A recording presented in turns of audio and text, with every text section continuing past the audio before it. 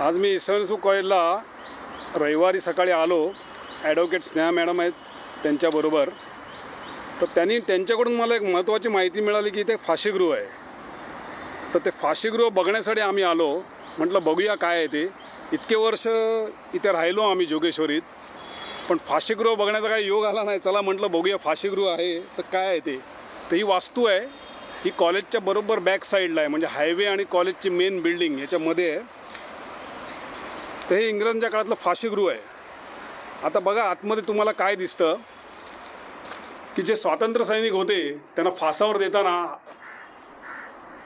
ह्या फाशीगृहाचा उपयोग व्हायचा. हे जे मध्ये तुम्हाला दिसते बारीक रेख, ही फाशीची दोर आहे आणि ती दोर एका व्हीलला लावलेली आहे. हे वरती व्हील आहे आणि स्वातंत्र्य सैनिकांना इथे मध्ये उभं करून फासावर दिलं जायचं. आता ते कसं दिलं जायचं तर मध्ये खाली खड्डा आहे बघा.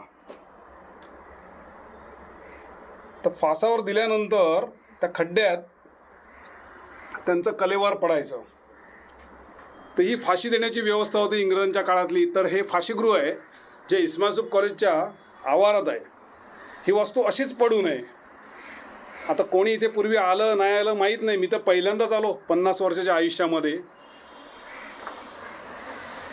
सो थँक्यू स्नेहा मॅडम, तुमच्यामुळे मला फाशीगृह बघायला मिळालं.